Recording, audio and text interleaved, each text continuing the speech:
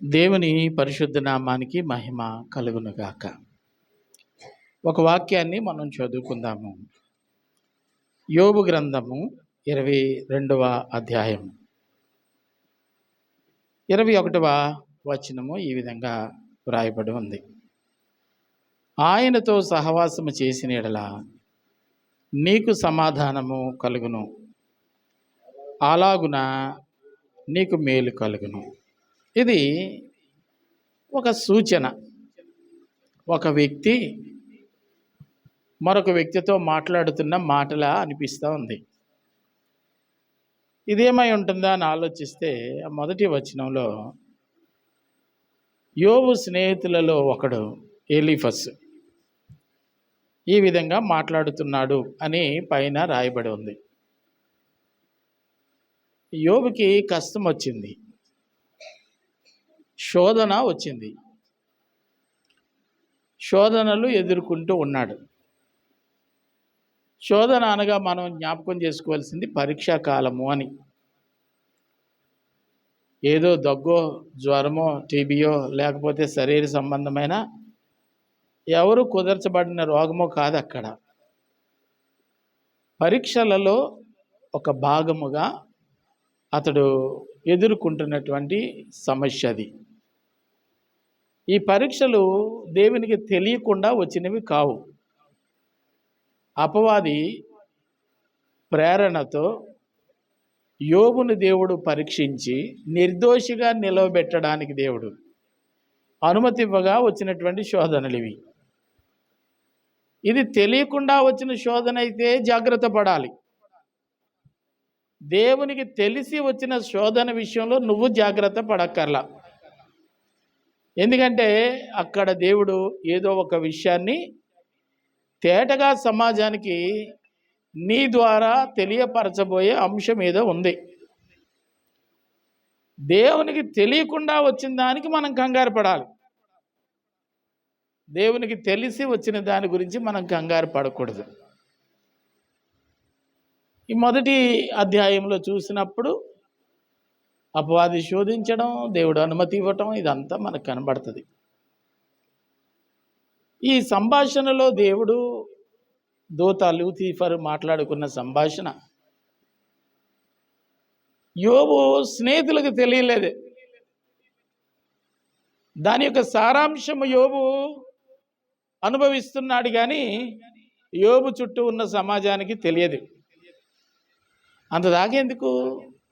365 రోజులు యోబు ఇల్లాలుగా ఉంటున్నటువంటి ఆమెకే దేవుడు కలుగు చేసే పరీక్షలు అర్థం కాల. అందుకే ఆవిడ ఏం చెప్తుందంటే దేవదూషణ చేసి చచ్చిపో అని చెప్తుంది. ఒక విషయం మనం అర్థం చేసుకోవాలి. నిన్ను పరీక్షించేటప్పుడు దేవుడు నీ ఇంటి వారి అనుమతి తీసుకొని, నీ అనుమతి తీసుకొని పరీక్షించేవాడు కాదు. కారణం ఏమిటంటే నువ్వంటే ఆయనకి అంత నమ్మకం. నా మాట నువ్వు కాదనవని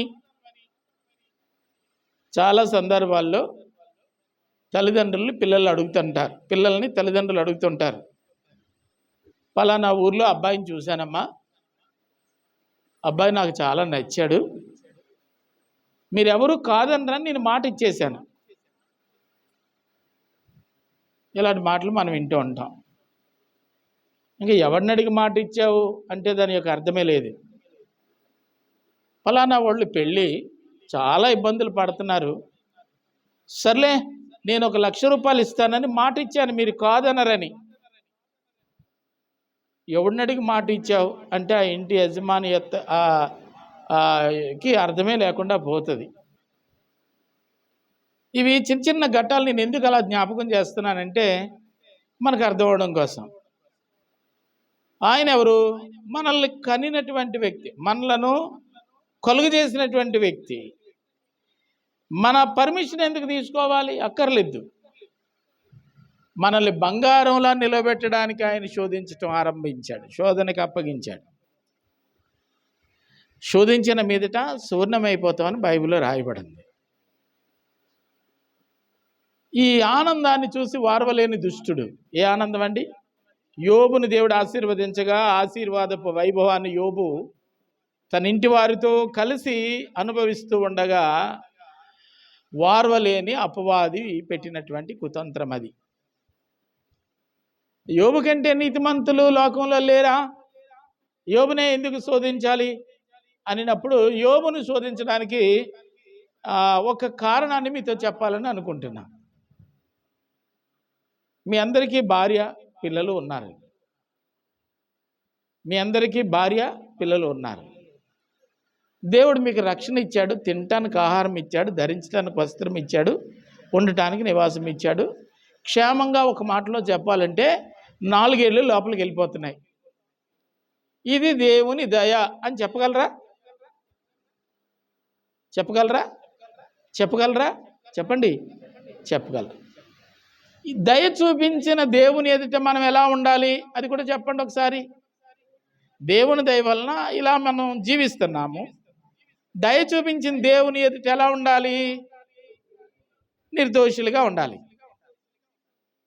అంతేనా? నిర్దోషులుగా ఉండాలి. ఇంకొక మాటలో చెప్పాలంటే ఆయనకి నచ్చినట్లు ఉండాలి. ఆయనకు నచ్చినట్లు ఉండాలి. అవునా కదా? కట్టుకున్న భార్య యజమానికి నచ్చినట్లుగా లేకపోతే అక్కడ సమస్య ఏర్పడుతుంది. ఇద్దరు మనుషుల మధ్యలోనే ఒకరి అభిప్రాయాలు ఒకరు గౌరవించి ఒకరి విలువలకు తగ్గట్టుగా ఒకరు నడవకపోతే అక్కడ సమస్య ఏర్పడుతుంది.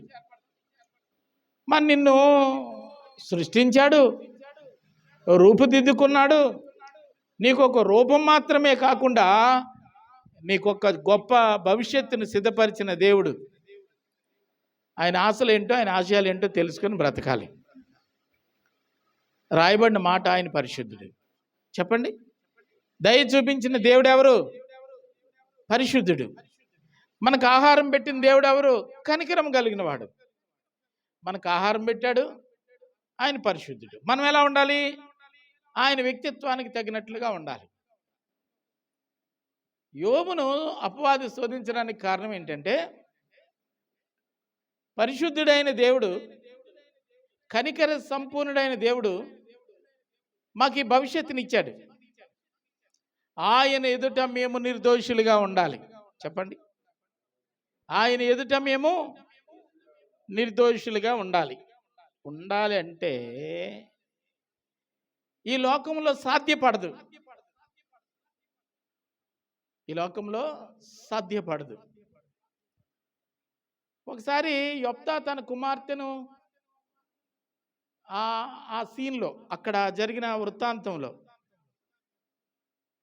దేవునికి బలి అర్పించవలసిన సమయం ఏర్పడినప్పుడు న్యాయాధిపతుల గ్రంథం 11వ అధ్యాయంలో అమ్మాయి చెప్తుంది, డాడీ నీవు మొక్కుకొనిన దేవుడు, నువ్వు మాట్లాడిన దేవుడు పరిశుద్ధుడు. పరిశుద్ధుడైన దేవునికి నేను బలి పశువుగా అర్పింపబడటం నాకు ధన్యత. అయితే ఆయన పరిశుద్ధుడు గనుక ఆయన ఆశించిన పరిశుద్ధత ఒకవేళ నా జీవితంలో లేకపోతే నీవు అర్పించే ఈ అర్పణ పవిత్రమైన నైవేద్యముగా ఉండదు. నేను తప్పు చేయలేదు, కానీ నాకు ఒక 2 నెలలు టైం ఇస్తే నా దేవుని దగ్గర నా యవ్వన కాలమును బట్టి ఏడ్చి అంగలార్చి పవిత్రత కొరకు ప్రాధేయపడి నిర్దోషిగా నీ ముందర నిలబడతాను. అప్పుడు నువ్వు మాట ఇచ్చిన ప్రకారంగా నా ఎడల జరిగించు అనింది. ఆ అమ్మాయి యవనస్తురాలు చెప్పిన మాట ఏంటంటే, దేవునిని నేను చేరాలి అంటే నేను ఎలా ఉండాలి? పరిశుద్ధంగా ఉండాలి. ఇప్పుడు ఇక్కడ యోబు గ్రంథంలోనికి వద్దాం. యోబుకు కుమార్తెలు ఉన్నారు, కుమారులు ఉన్నారు, చక్కటి ఐశ్వర్యము ఉంది. పిల్లోడు కొత్త సైకిల్ కొంటే ఆడు భూమి మీద తొక్కడు. కొత్త బైక్ కొంటే అర్థమైందండి. కొత్త సైకిల్ కొంటేనే ఆపలేము తన్ని. మరి కొత్త కారు కొంటే మనిషిని అదుపు చేయలేము. వస్తు వాహనాలు బట్టి మనుషుడు అదుపు తప్పి ప్రవర్తిస్తాడు. మరి యోబు పిల్లల విషయంలోకి వస్తే ఆయన భాగ్యవంతుడు, సిరి సంపదలు సమృద్ధిగా ఉన్నాయి. మరి పిల్లలు తండ్రి ఎలా సంపాదించినా వారికి అనవసరం. వాళ్ళు ఎప్పుడు ఏం తలస్తూ ఉంటారంటే, మా డాడీ రిచ్, మా కొరకు ఇన్ని సమకూర్చాడు, మాకేం తక్కువ, టీ తాగడానికి ఊటీకి వెళ్తాను, టిఫిన్ చేయడానికి అమెరికాకి వెళ్తాను అనొచ్చు. పిల్లల యొక్క అభిప్రాయం, తల్లిదండ్రులు ఆస్తి ఐశ్వర్యాన్ని ఇవ్వగలుగుతారు కానీ వాళ్ళ మనస్సును కంట్రోల్ చేయడం తల్లిదండ్రుల వల్ల కాదు. ఎంత చక్కటి భక్తి కలిగిన కుటుంబంలో పుట్టినా వాళ్ళకున్న సిరి సంపదలను బట్టి దారి తప్పిపోయే ప్రమాదం ఉంది. అందుకని యోబు, నా దేవుని ఎదుట నా బిడ్డలు నిర్దోషులుగా ఉండాలని ప్రతి ఉదయము వారి నిమిత్తము దేవుని సన్నిధిలో ప్రార్థించి బలులు అర్పించి పవిత్రమైనటువంటి బిడ్డలుగా, ఇల్లుగా, కుటుంబంగా ఉండాలని ప్రయత్నం చేశాడు. దేవుడు మీకు కలుగు చేశాడు అనుకోండి, సంవత్సరంలో ఒకసారి కూటమి పెట్టుకుంటారు, పోతారు. దేవుడు మిమ్మల్ని ఆశీర్వదించాడు అనుకోండి, ఎక్కడో ఒక చిన్న సాక్ష్యం చెప్తారు, ఆగిపోతారు. అనుగ్రహించినందువలన విశ్వాసము భ్రష్టమైపోకుండా, విశ్వాసము పాడైపోకుండా, అవినీతి పరులుగా పిల్లలు మారిపోకుండా ఉండడం కోసం ప్రతినిత్యము ప్రతి తెల్లవారుజామున పిల్లల కొరకు ప్రార్థన చేసేవాడంటే ఆయన సన్నిధిలో నేను, నాతో పాటు నా పిల్లలు ఉండాలనేటువంటి తపన యోబు జీవితంలో ఎంత ఉందో మనం అర్థం చేసుకుంటే, అటువంటి తపన మనకి ఎందుకు లేకపోయిందా అని బాధపడాలి.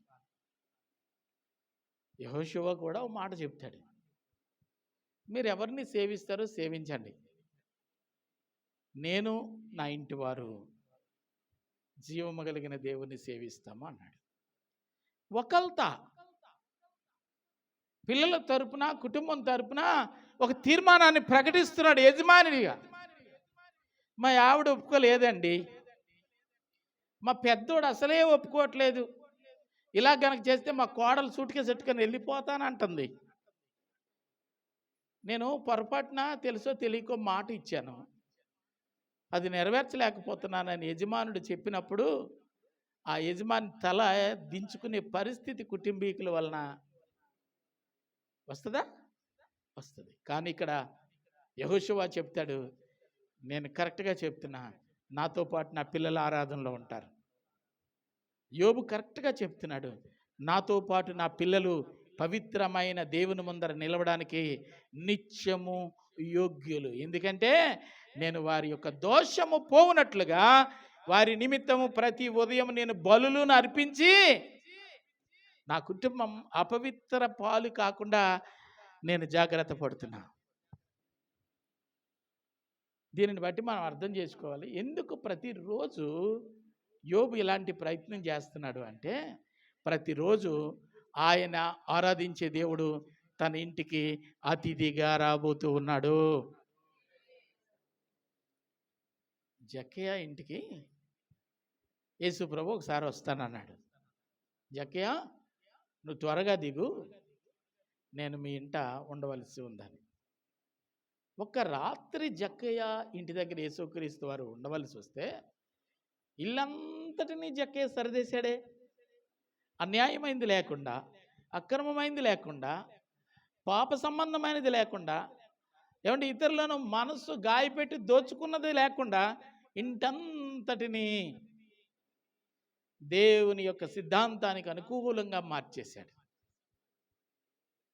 ఒక్కరోజు దేవుడు తన ఇంటి దగ్గర ఉండవలసి వస్తే ఎంత ఏర్పాటు చేశాడో జక్కయ్య. మరి ప్రతిరోజు దేవుడు ఆ ఇంట ఉండవలసి వస్తుంది, యోబుని దర్శించవలసి వస్తుంది, మాట్లాడవలసి వస్తుంది. కనుక దేవుడు యోబు ఇంటిలో అడుగు పెట్టేటప్పటికీ ఆ ఇల్లు పవిత్రపరచబడి ఉండాలి. నిన్నటి దోషం ఈరోజు ఉండడానికి వీల్లేదు. పూర్వం మతం ఏదైనా, కులం ఏదైనా, జాతి ఏదైనా ఒక సిద్ధాంతం ఉండేది. తెల్లాసరికి ఆ ఇంటి ఇల్లాలు పాసిగిన్నెలన్నీ శుభ్రపరిచి ఉంచాలి, వాకిలి శుభ్రపరిచి ఉంచాలి, కల్లాపు చల్లి ఇంటిని పవిత్రంగా ఉంచుకునే పరిస్థితి ఉండాలి. తనను తాను అలంకరించుకొని స్నానం చేసి మంచి వస్త్రాలు ధరించుకొని అప్పుడు వంట ప్రారంభించాలి. ఇప్పుడు అంతా పాసి బ్రతుకులే. వంట చేసేస్తుంది ముఖం కడగకుండానే,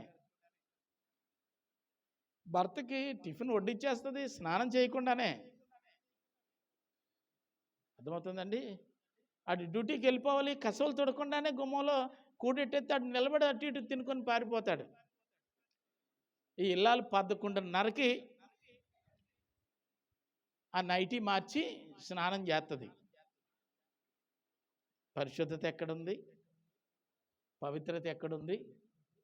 ఆ ఇంట పరిశుద్ధుడైన దేవుడు ఎందుకు నివాసం ఉంటాడు? అర్థమవుతుందా? అర్థమవుతుందా? నీవు ఏ వ్యక్తితోనైనా మాట్లాడుతూ ఉంటే ఆ వ్యక్తి పరిశుద్ధంగా పవిత్రంగా నీట్గా నిలబడి మాట్లాడుతూ ఉంటే ఎంతసేపు నువ్వు మాట్లాడినా గౌరవం ఉంటుంది. ఆ ఈదిలో ఒప్పుకొని నైటీ వేసుకొని మాట్లాడుతుంటే పాటగారు మా ఇంటికి రారేటి అన్నది అనుకోండి, ఒకవేళ ఆవిడ ఆశ అని చెప్పాలా, ఊగడానికి అర్థం ఏంటి, ఇటువంటి వ్యక్తి దగ్గరికి నేను పోవాలా వద్దా? ఇష్టపడతామా? ఒక మనిషిగా ఒక మనుషుడే ఇష్టపడకపోతే సర్వశక్తిమంతుడైన దేవుడు నిన్ను ఆశీర్వదించడా, నువ్వేదో పెడతావని వచ్చేవాడు కాదు. ఒకవేళ నీవు అనుకున్నట్టుగా సేవకుడు ఏదో నేను ఇస్తానని వస్తున్నాడని నువ్వు అనుకుంటే అనుకోవచ్చునేమో కానీ, ఒకవేళ అలా వచ్చే సేవకులు ఉంటే ఉండొచ్చునేమో కానీ, అలాంటి వారు నీ స్థితిగతులను గురించి నిన్ను క్వశ్చన్ చేయకపోవచ్చునేమో కానీ నిన్ను ఆశీర్వదించడానికి వచ్చేవాడు. ఆయన కర్మ ఏమిటి?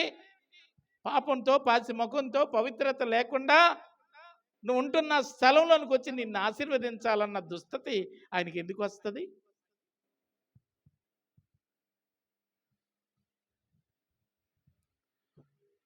అర్థమవుతుందా?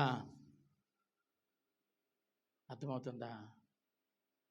ప్రతిరోజు యోబు పిల్లల విషయంలో దేవుని ఎదుట బలులు అర్పించాడు. అంటే అపవాదికి అసూయ ఎందుకు వచ్చిందంటే దేవుని యొక్క సాన్నిధ్యంలో ఉండే కుటుంబం అయినందువలన అపవాదికి కోపం వచ్చిందన్నమాట అండి.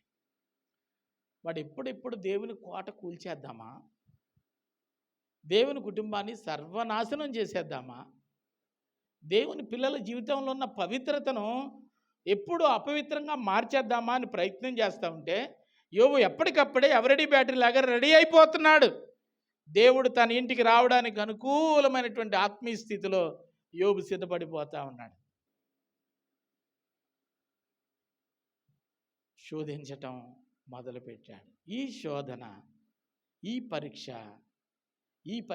ఈ శోధనలో ప్రాణాలే గాల్లో కలిసిపోయాయి. మామూలు పరీక్షలు కాదు. గొర్రెలు పోయాయి, మందలు పోయాయి, ఆస్తులు పోయాయి, కనుక్కున్న పిల్లలు పోయారు, కనుక్కున్న కుమార్తెలు పోయారు. ఇల్లు ఒక విధంగా చెప్పాలంటే వల్లకాడైపోయింది. ఆ మధ్య నేను హాస్పిటల్కి వెళ్దామని కరోనా కాలంలో బయలుదేరినప్పుడు డ్రైవింగ్కి కొంచెం కష్టమని మాకవరపాలెంలో ఒక అబ్బాయిని రమ్మని చెప్పాను.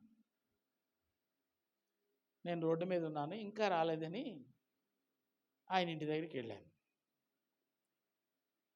బాబు ఈ పక్కిళ్ళు ఏంటి ఖాళీగా ఉంది అని అడిగాను. కరోనాలో ఇంటందరూ చచ్చిపోయారండి అని చెప్పాడు. కరోనా వచ్చినప్పుడు ఇండ్లందరూ చచ్చిపోయారు. ఆ మాకవరపాలెంలో ప్రతి కరెంటు స్తంభం మీద శ్రద్ధాంజలి, శ్రద్ధాంజలి, శ్రద్ధాంజలి. చాలామంది ప్రాణాలు కోల్పోయారు. ఇల్లు వల్లకాడిలాగా, ఊరు శ్మశానంలాగా మారిపోయిన పరిస్థితులు చాలా స్థలాల్లో చూసాం. శ్మశానంలో అంత్యక్రియలు జరపడానికి కూడా ఖాళీ లేక శవాల్ని అక్కడ తిప్పి తిప్పి తిప్పి తిప్పి పరాయి ఊరు వెళ్ళి కూడా దహన సంస్కారాలు చేసిన రోజులు చూసాం. ఇంట్లో ఇద్దరు, కొడుకు చచ్చిపోయాడు, భర్త చచ్చిపోయాడు. ఏంటి ఆ ఇల్లు? అర్థమవుతుందా? ఇటువంటి బాధాకరమైనటువంటి వేదనకరమైనటువంటి కుటుంబం యోబు కుటుంబం. అర్థమైందా? ఇది పరీక్ష. ఎవరికి తెలుసు? ఏమో దేవుని చిత్తం ఏమైందో నాకు తెలియదు. దేవుని చిత్తము జరిగించాలి. మేము వచ్చేటప్పుడు ఏం తేలేదు, వెళ్ళేటప్పుడు ఏం పట్టుకుపోమంటాడు ఆయన, ఇంటి యజమానుడు. కష్టాల్లో ఉన్న యోబును పరామర్శించడానికి 3 స్నేహితులు వచ్చారు. ఆ 3 స్నేహితుల్లో ఎలీఫజ్ అనే ఆయన మాట్లాడుతున్న మాటే ఇక్కడ అంటాడు, ఆయనతో సహవాసం చేసిన యెడల నీకు సమాధానం కలుగుతుంది. నీకు సమాధానం ఉందా? ఇప్పుడు నీకు సమాధానం ఉందా? ప్రశాంతంగా ఉండగలుగుతున్నావా? భార్య ఏమో శోధిస్తూ ఉంది, పిల్లలేమో చచ్చిపోయారు, ఆస్తి ఐశ్వర్యం అంతా. నీకు సమాధానం ఉందా? కారణం ఏంటో నీకు అర్థమవుతుందా? దైవభక్తి ఉండాలి నీకు. ఎవరు చెప్తున్నారు? ఎలీఫజ్ చెప్తున్నాడు. దైవభక్తి ఉందగనుకనే దుష్టుడు ఏం చేశాడండి? చాడీలు చెప్పాడు. అది యథార్థమని నిరూపించడానికి దేవుడు పరీక్షలో పెట్టాడు. ఇవన్నీ తెలియని పక్కింటి ఫ్రెండ్ వచ్చి చెప్తున్న మాట ఏంటంటే, నువ్వు దేవునితో సరిగ్గా ఉంటే ఈ పరిస్థితులు ఎందుకు వస్తాయి? సూచన. తెలియలేని వాళ్ళు అంత మాట్లాడతారు. అన్నంత మాత్రాన మన విశ్వాసాన్ని పాడు చేసుకోకూడదు. యోబు యొక్క నియమం మనం చూస్తే, ఆయనతో సహవాసం చేసిన యెడల నీకు సమాధానం కలుగును, అలాగున నీకు మేలు కలుగుతుంది. నీకు మేలు కావాలన్నా సమాధానం కావాలన్నా దేవునితో ఉండవయ్యా. ఎందుకు దేవునితో ఉండాలి? వీడికి అర్థం కాని విషయం ఏంటంటే, ఆయన దేవునితో ఉండడం వల్లే ఈ సమస్యలన్నీ ఆయనకు వచ్చినాయి. ప్రతి ఇల్లాలు ఏం కోరుకుంటుందంటే పసుపు కుంకుమ అంటది. క్రైస్తవుల మాట మనం అనగానే భర్తని లోకస్తులు అందరూ ఏమంటారంటే పసుపు కుంకుమ. ఎర్రోడో మొర్రోడో అడు బతుకుంటే అదే చాలు అంటారు చాలామంది. ఈవిడేం చెప్తుంది తెలుసా? నువ్వు చచ్చిపో అంటుంది. ఏమంటుందండి? నువ్వు చచ్చిపో అంటుంది. ఫ్రెండ్ వచ్చి ఏమంటాడంటే, నువ్వు భక్తి చెయ్యు, దేవునితో ఉండవయ్యా, ఎందుకు అత్తమని అలా సెల్లట్టుకుని ఎడుతూ అలాగా అన్నాడేమో ఆయన ఉద్దేశం, ఆయన ఆంతర్యం. దేవునితో తనున్నట్లుగా తన స్నేహితుడికి తెలియకపోయింది. యోబు అంతా జాగ్రత్త పడ్డాడు. ఈ రోజుల్లో చాలామంది భక్తి చేసేవాళ్ళు డాంబికం ఎక్కువ, దేవునితో ఉండేది తక్కువ. అంతా ఆర్భాటమే, అంతా అంగే. పేదలను విధవరాళ్ళని కనికరిస్తే యెహోవా కప్పించినని రాస్తుంది కాబట్టి, 4 పేదలు మా ఇంటికి రండర్రా, ఫోటోగ్రాఫర్ రండి బాబు, ముందు నుంచి ఒకటి, వెనక నుంచి ఒకటి, ఇటుపక్క నుంచి ఒకటి, అటుపక్క నుంచి ఫోటో తీయాలి. ఇది ఫోటో సరిగ్గా పట్టింది అమ్మ, అటుపక్క చూడు అమ్మ, అటుపక్క చూడు. ఇది సీక్రెట్ భక్తా? మనుషులు చూడాలని.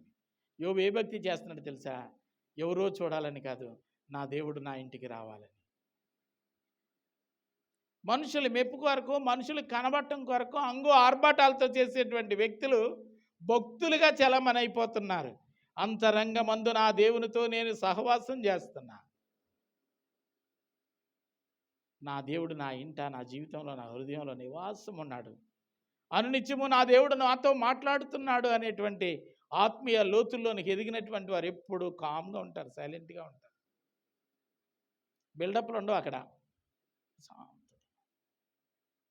భక్తి ఎదుటోడికి అర్థం అవ్వలేదు. యోబు భక్తి తన స్నేహితుడికే అర్థం కాలేదు. అంటే తన దేవునితో అతను ఎంత జాగ్రత్తగా ఉన్నాడో చూడండి. దేవుడు కూడా అంటాడు, నువ్వు కుడి చేతితో చేసింది ఎడం చేతికి తెలియకూడదు. నీ భక్తి, ఆరాధన, నీ దానం, నీ ధర్మం పక్కనున్న చేతికే తెలియకూడదు అనుకుంటే మనం పక్కూరి దాకా వినబడేదాకా చేస్తాం. మనం ఈ ప్రార్థన పెట్టుకున్నాం. వచ్చారా? మీరు వచ్చారా? రాదే. ఏళ కుదిరిందండి పలావు. ఎట్టట పలావ్ చేయటం బాగా కుదిరిందంట. అర్థమైందా? ఆ రోజు నేను 10 కేజీలు తెమ్మంటే మా ఆయన 15 కేజీలు. ఆ రోజు తిన్న వాళ్ళకి తిన్నంత అమ్మ. ప్రార్థన ఎట్టింది, మంచి పాటలు పాడాము, ఆరాధన చేశాము, చక్కటి దైవ వాక్యాన్ని దైవ సేవకులు ప్రకటించారు. అది మా హృదయాలకి నాతోనే మాట్లాడినట్టు అనిపించింది. ఇలా చెప్తారేమో అనుకుంటే, ఇవాళ సాంబార్ కుదిరిందమ్మా, ఎప్పుడు లేదు. పక్కింటోళ్ళు వచ్చి రాత్రి 11 అయినా, పిల్ల కొంచెం సాంబార్ ఉందా అని అడిగారు. ఏమట వీళ్ళ దగ్గర 6 నెలల తర్వాత చెప్తుంది ఈ పాసిపోయిన సాంబార్ గురించి. వాళ్ళ హృదయంలో ఏమి లేదు తెలుసా? దేవుని వాక్యం లేదు. వాక్యం ఉండాలి, దేవునితో సహవాసం ఉండాలి. అది ఎదటోళ్ళకి ప్రచారంతో కూడిందై ఉండకూడదు, అంగు ఆర్భాటంతో కూడిందై ఉండకూడదు. నీకును నీ దేవునికి ఉన్న మధ్య ఆ సంబంధం అట్టిదై ఉండాలి. అర్థమవుతుందండి? దేవుని యొక్క సన్నిధిలో అపోస్తల కార్యం 10వ అధ్యాయంలో కొర్నేలు అనే ఒక ఆయన ఉన్నాడు. అతడు దేవుణ్ణి బహుగా ప్రేమించేవాడు. వాడు దేవుణ్ణి నమ్ముకున్నాడని ఎవరికీ తెలీదు. దేవుడే చెప్తున్నాడు, నీ ధర్మకార్యాలు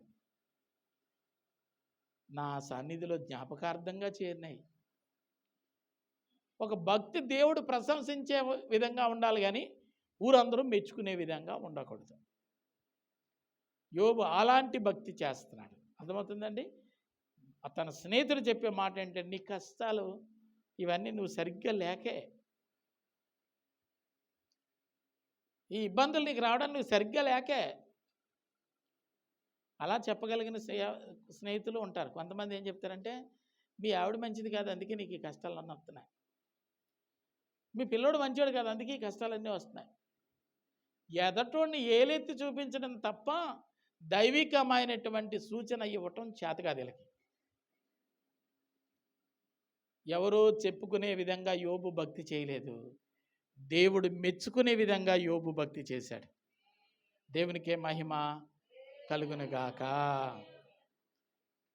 ఇప్పుడు కొరింథీయులకు రాసినటువంటి పత్రిక, మొదటి పత్రిక 7:24 చదివితే అక్కడ ఏముందో ఒకసారి మనం జ్ఞాపకం చేసుకుందాం. చదివాం కదా ఇందాక.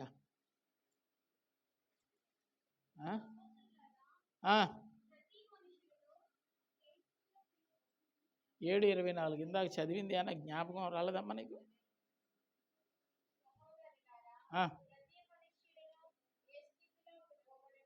ఏ స్థితిలో పిలువబడ్డామో దేవునితో సహవాసం కలిగి ఉండాలి. దేవుడు మనల్ని ఎందుకొరకు పిలిచాడో, ఎలా ఉండాలని పిలిచాడో అలాగే ఉండాలి.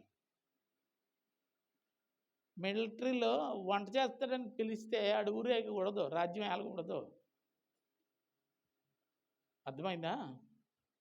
యుద్ధం చేస్తాడని పిలిస్తే సాంబార్ నాకు బాగా ఎట్టడం వచ్చినంటే కుదరదు.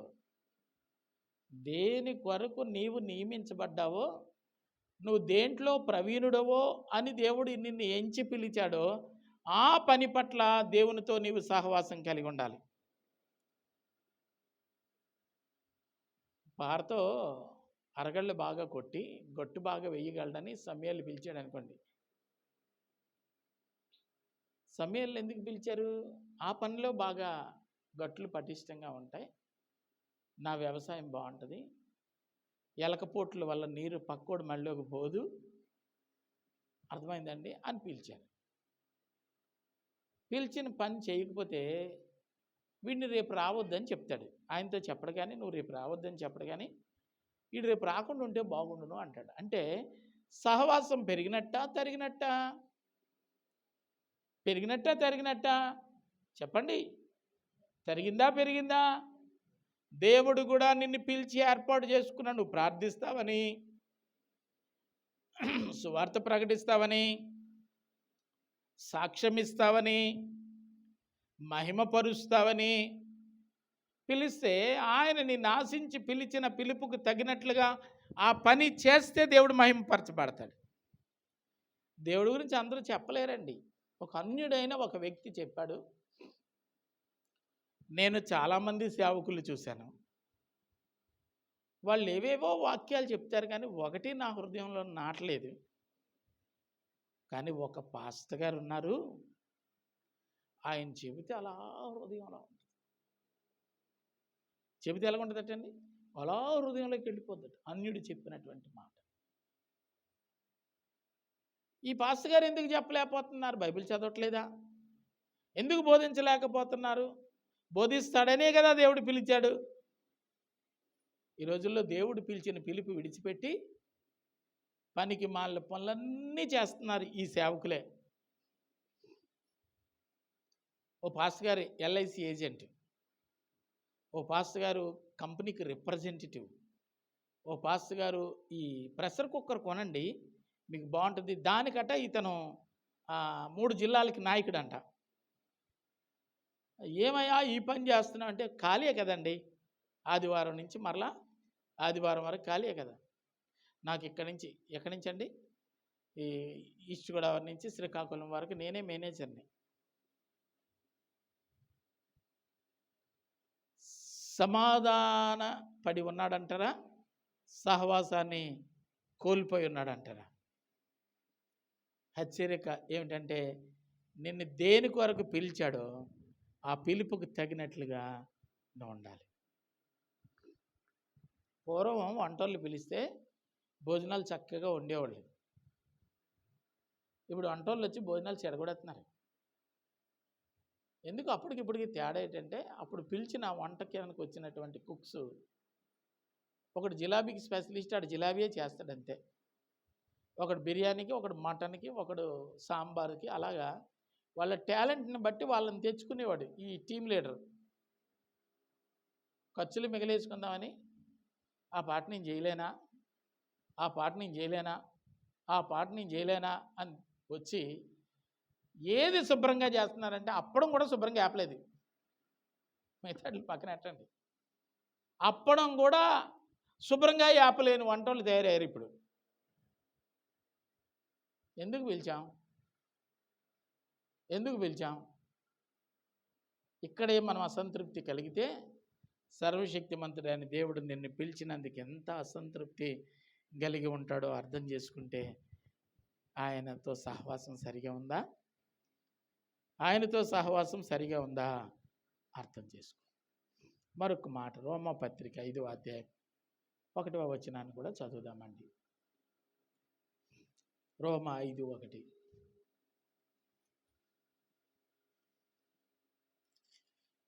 త్వరగా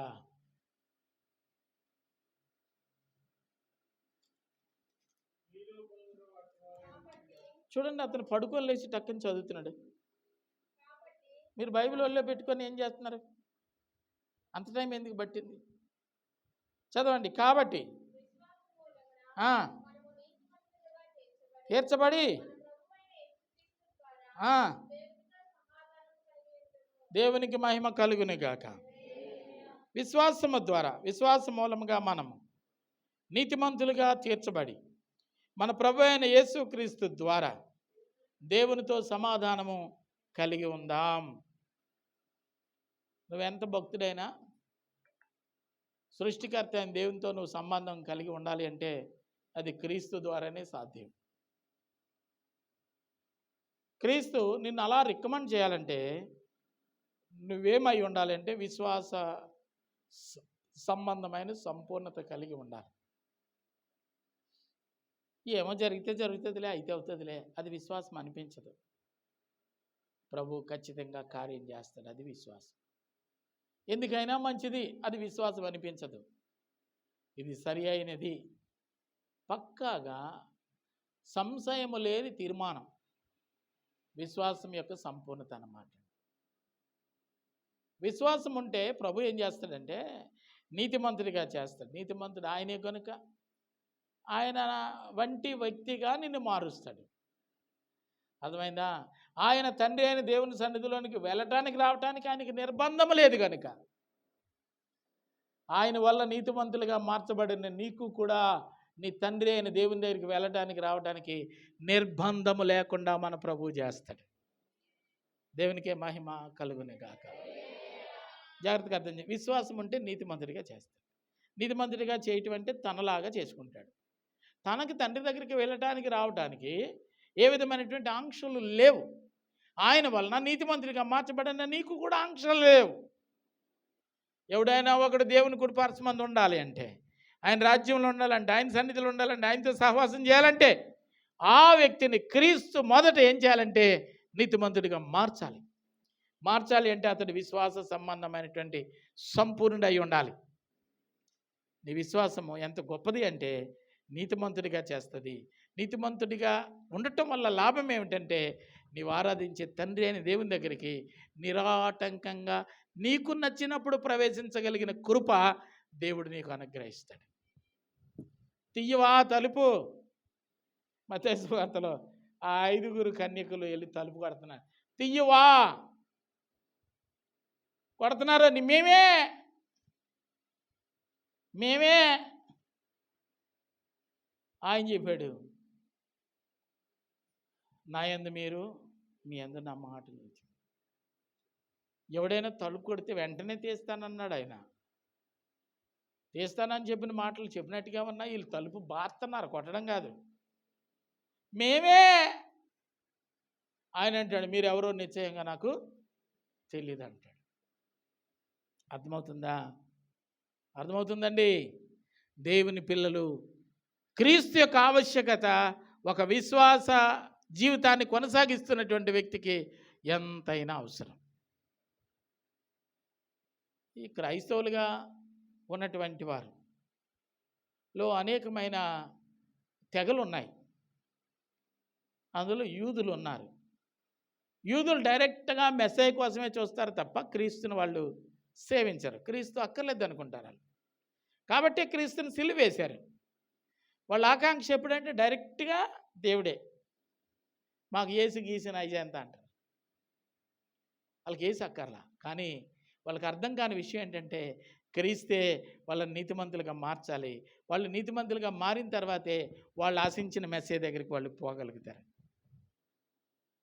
అందువల్ల మా పాస్టర్ గారు ఒక మాట చెప్పారు, యూదులకు రక్షణ లేదు అని, యూదులు మోక్షానికి వెళ్ళరు అని, యూదులు తండ్రి అయిన దేవునితో సహవాసము తిన్నగా వాళ్ళు పొందలేరు అని. కారణం ఏంటంటే ఆ బాధ్యతలు అనుగ్రహించిన క్రీస్తును వాళ్ళు అంగీకరించలేదు కనుక అని. విశ్వాస జీవితంలో నువ్వు క్రీస్తుకు చాలా ప్రాధాన్యత ఇవ్వాలి. ఈయన తప్ప మనకు రెండవ అవకాశాలు లేవు తండ్రి దగ్గరికి చేరటానికి. తన నీతిని బట్టి నిన్ను నీతిమంతుడిగా చేస్తాడు. నీతిమంతుడైన వాడు తండ్రి దగ్గరికి పోవడానికి యోగ్యుడవుతాడు. అందువల్ల నీకు కేజీ బంగారం కావాలా, నీతి కావాలా? నిన్ను నీతిమంతుడిగా మార్చమంటావా, లేకపోతే నిలువున నీకు నిలువెత్తు ధనాన్ని నీకు ఇమ్మంటావంటే మనుషుడు ఏం కోరుకుంటాడంటే ధనాన్ని కోరుకుంటాడు తప్ప నేను నీతిమంతుడిని. అది ఎవడికి కావాలి నీతి? యాసావు యాకోబులు ఇద్దరిలో అర్థమైందండి, ఆత్మీయతను, జ్యేష్ఠత్వాన్ని, మంచితనాన్ని ఇద్దరూ కోరుకోలేకపోయారు. కోరుకున్నారా? ఎవడికి పనికి వస్తుంది ఈ జ్యేష్ఠత్వం? నాకు అదే కావాలి, ఆహారమే కావాలి, కానీ ఈ జ్యేష్ఠత్వం అక్కర్లేదు. ఏ వ్యక్తి అయినా తిన్నగా క్రీస్తుని చేరాలంటే ఆ వ్యక్తి కలిగి ఉండవలసింది ఏంటంటే నీతి. ఆ నీతిని నీకు అనుగ్రహించేది క్రీస్తు. క్రీస్తు నీకు నీతిని అనుగ్రహించాలంటే నీవు క్రీస్తునందు విశ్వాసివై ఉండాలి. అర్థమైందా? విశ్వాస సంబంధమైనటువంటి వ్యక్తి. మన సహవాసం దేవునితో ఎలా ఉండాలంటే నమ్మకంగా ఉండాలి. చెప్పండి, ఎలా ఉండాలండి? నమ్మకంగా ఉండాలి. నమ్మకమైన వానికి దీవెనలు మెండుగా కలుగుతాయి. రాజును దేవుడు ఏర్పాటు చేశాడు. ఇశ్రాయేలీయులకి మొట్టమొదటి రాజుని దేవుడు ఏర్పాటు చేశాడు. ఆ రాజు పేరు చెప్పండి. సౌలు. చెప్పండి అందరూ ఏంటండి? సౌలు. సౌలుతో దేవుడు చెప్పాడు, నీ రాజ్యంలో కర్ణపిశాచం కలిగిన వాళ్ళు, మాంత్రికులు, దుష్టశక్తుల్ని పూజించేవాళ్ళు, సేవించేవాళ్ళు ఉండకూడదు అన్నాడు. అన్న వెంటనే రాజు ఎవరక్కడ అన్నాడు. చిత్తము నా ఏలినవాడ సెలవి అన్నాడు. మొదటి సమూయేలు గ్రంథం 28:3 వచ్చారు. మన రాష్ట్రంలో ఇలా ఉండకూడదు, మన దేశంలో ఇలాంటి వాళ్ళు ఉండకూడదు, అందరిని తగిలేయండి అన్నాడు. చూసేవాళ్ళకి వినేవాళ్ళకి ఏమనిపిస్తుంది అంటే దేవుని మాట ఎంత చక్కగా వింటున్నాడు ఈ పౌలురాజు. పౌలురాజు ఎలా వింటున్నాడండి? దేవుడు చెప్పిందంటనే చేస్తాడు. పౌలా సౌలా? సౌలురాజు. సౌలురాజు మారిన తర్వాత పౌలురాజు అయ్యాడు. ఏమండి అయ్యగారు? సౌలురాజు. సౌలురాజు చూసే వాళ్ళకి ఎలా కనబడుతున్నాడంటే దేవుని మాట ఎంత చక్కగా వింటున్నాడు. చప్పట్లు కొట్టంటారా? కొట్టండర్రా. ఈయన కాదు, ఆయనకి. సౌలు రాజు దేవుని మాట ఎంత చక్కగా వింటున్నాడు. అర్థమైందా? అక్కడి వరకు అర్థమైందా అమ్మ? అర్థమైందా? అర్థమైతే ఊపకండి, చెప్పండి. అదే సౌలు రాజు 8వ వచనం దగ్గరికి వస్తే, 8వ వచనం ఎవరినైతే తగిలేసాడో వాళ్ళ దగ్గరికి వెళ్ళి నా సమస్య వచ్చింది, దీనికి ఏం చేయమంటావు అని అడుగుతున్నాడు. ఇందాక అనవసరంగా చప్పట్లు కొడిచాం కదా మనం.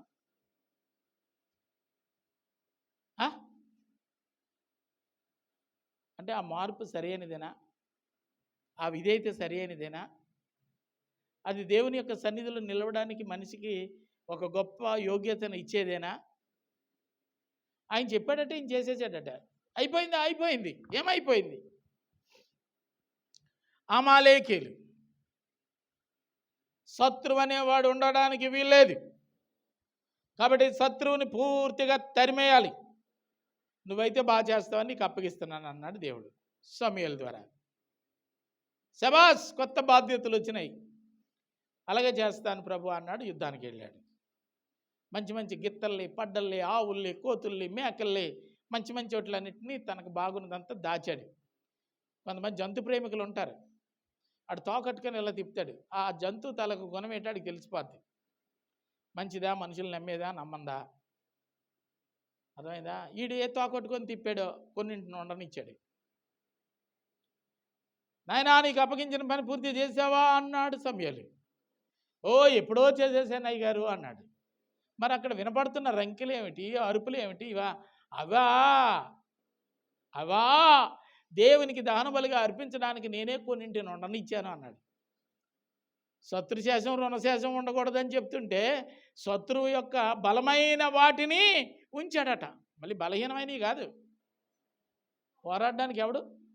బలవంతుడు పోరాడతాడా, బలహీనుడు పోరాడతాడా?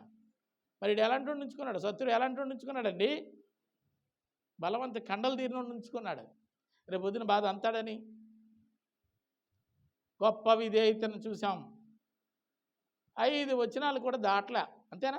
3 నుంచి 8కి వచ్చేసరికి అదే కర్ణ పిశాచం దయ్యాల దగ్గరికి వెళ్ళి నా పరిస్థితి ఏంటని అడుగుతున్నాడు. ఈ విధేయత సరైనదేనా? ఈ భక్తి సరైనదేనా? ఈ ఆరాధన సరైనదేనా? ఇది తనకు ఆశీర్వాదాన్ని తీసుకొస్తుందా? తన ఇంటి వారికి క్షేమాన్ని తీసుకొస్తుందా? దేవుని యొక్క అనుగ్రహం అతని మీదకి వస్తుందా? ఆయన రాజ్యవాసిగా దేవుడు ఎప్పుడైనా ఇతన్ని ప్రకటిస్తాడా?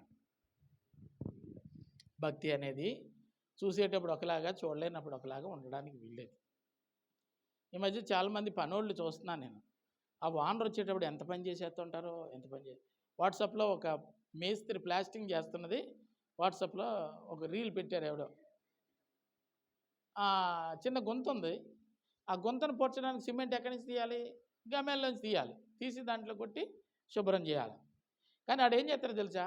ఆ మీదనున్న ముందే వేసిన అద్దె ఉంది కదా, ఆ సున్నం తీసి దీన్ని పాముతాడు, సూపర్గా ఉందంటాడు. మళ్ళీ దాన్ని కప్పడానికి కిందని తీస్తాడు.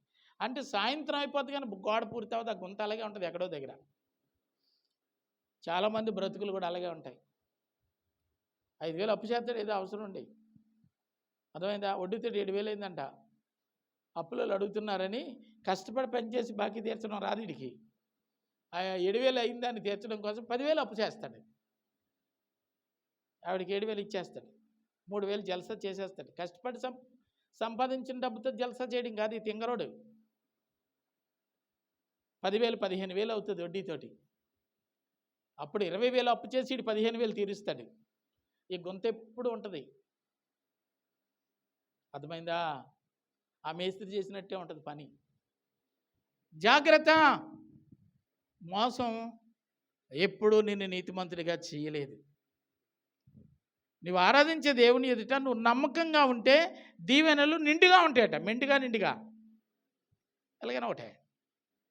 దానిని కోల్పోయి ఆశీర్వాదం లేని ఒక వ్యక్తి, దీవెన లేని ఒక వ్యక్తి, మేలు అనేది లేని ఒక వ్యక్తి ఎన్ని రకాల వస్త్రాలు, ఉంగరాలు పెట్టుకొని ఊర్లో మోతిబరిలా నడిచిపోతున్నవాడు బ్రతుకంతా. చెప్పండి, అప్పుల పుంత. అర్థమైందా? అక్క చెల్లెలు అందరికి ఇల్లు ఉందంట, ఈ అమ్మకి ఇల్లు కావాలంట, అప్పు చేసి ఇల్లు కట్టేసింది. చుట్టాలందరికీ టైల్స్ ఉన్నాయంట, ఈ అమ్మకి టైల్స్ కావాలంట, అప్పు చేసి ఖర్చులు ఏం చేసింది. అందరిలో పుట్టి ఉంది, సంఘస్థులు అందరిలో నా ఇంటికి కూడా పుట్టి ఉండాలని ఆవిడ కూడా పుట్టేసింది. ఈ పుట్టివాడు మేస్త్రి, గచ్చులోడు, పెక్కోడు, ఇనుమోడు, సోమవారం ఒకటి, మంగళవారం ఒకటి, బుధవారం ఒకటి, శనివారం ఒకటి ప్రతిరోజు ఇంటికి వచ్చి అమ్మ సార్ లేరా, రెండో వారం ఆడు లేడా, మూడో వారం ఎక్కడికి పోతాడో చూస్తాను. ఇల్లు అందరికంటే బెస్ట్ ఇల్లు నాకు ఉంది అని అనిపించుకోవడం కోసం, దేవుడు ఆశీర్వదించకుండా దేవుడు నన్ను ఆశీర్వదించాడని చెప్పుకోవడం కోసం డాంబికమైన మేతపోతులు ఉంటారు చూసారా, దేవుడు మెచ్చే భక్తి కాదు అది. మీ వల్లనే కదా నా నామము అన్యజనుల మధ్య అవమానం. స్వచ్ఛత ఏది, నీతి ఏది, యథార్థత ఏది? నన్ను దేవుడు ఆశీర్వదించాడని చెప్పమంటే ఓహో చెప్పేస్తాడు సాక్ష్యం. నేను దేవుడు ఆశీర్వదించాడని నువ్వు చెప్పుకుంటున్నావా? రాముడు ఉన్నాడు, రాముడు లాంటి నటుడు ఒకడున్నాడు. వీడు ఎప్పటికీ రాముడు అవలేడు. తెల్లారిసరికి మేకప్ తీసేస్తే వీడు ఎప్పటికీ రాముడు అవలేడు. పేదోడు ఉన్నాడు, దేవుని చేత ఆశీర్వదించబడిన ఐశ్వర్యవంతుడు ఉన్నాడు. వాడు ఎప్పటికైనా ఐశ్వర్యవంతుడు అవ్వాలంటే అద్దెబట్టలు తెచ్చుకున్నంత మాత్రం ఐశ్వర్యవంతుడు అయిపోడు. ఐశ్వర్యవంతుడిగా చేసే దేవుని దగ్గర విధేయత కలిగిన వ్యక్తిగా ఉండాలి. ఎంతసేపు మన ప్రార్థనలు అది కావాలి, ఇది కావాలి, ఇది కావాలి, అది కావాలి. తెల్లార్లు కుదిపేస్తాం ప్రార్థన, ప్రభువా నాకు అది కావాలి, ఇది కావాలి. పోరాటం అంట. పైపెచ్చి యాకోబుని తెచ్చుకుంటారు ఎగ్జాంపుల్కి. పోరాడి గెలిచాడు వీరుడు. ఎవరు? అలాగే నేను కూడా పోరాడాలి. దేనికోసం పోరాడుతుందంటే రుబ్బురోల కోసం పోరాడుతుంది ఈవిడ. చెప్పండి దేనికోసం అంటండి? రుబ్బురోల కోసం పోరాడతారు. పాస్టర్ గారు మీకు వాక్యం చెప్పడం రాకపోతే నోరు మూసి కూరుకోవాలి. కానీ ఎవరైనా రుబ్బురోల కోసం పోరాడతారంటే గ్రైండర్ కోసం పోరాడుతుందంట. రుబ్బురోలు అంటావా? నాకు గ్రైండర్ ఇవ్వాలి ప్రభు, ఏది ఏమన్నా నాకు గ్రైండర్ ఇవ్వాలి ప్రభు. ఒకరోజు మొగుడు బెల్లాలు దెబ్బలాడుకొని ఆడికి చేతిలో ఇదే అందింది గొడ్డ.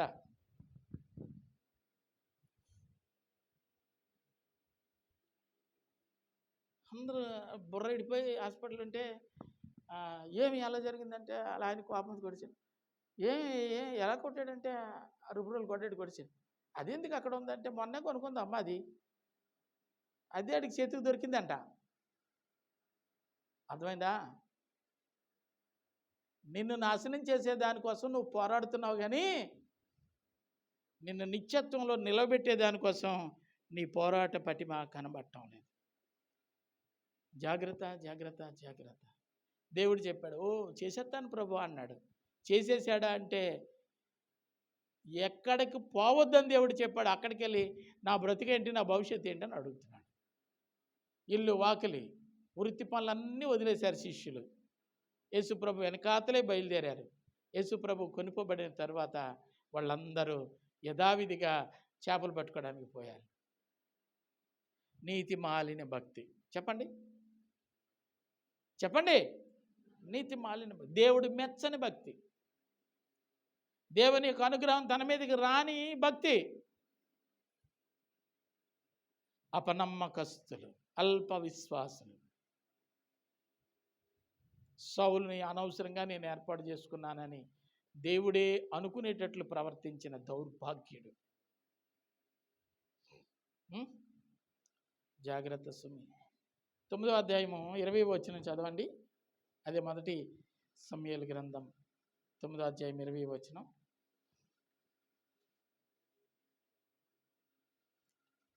త్వరగా 1 సమూయేలు 9:20.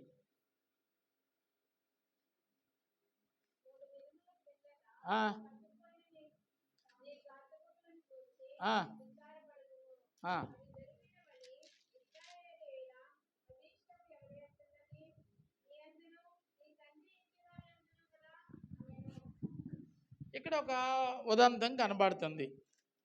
ఈ సౌలు గారిలో విశ్వాసం దేవుడిని నింపడానికి సౌలుకి తండ్రి అప్పగించిన గాడిదలు తప్పిపోయినాయి.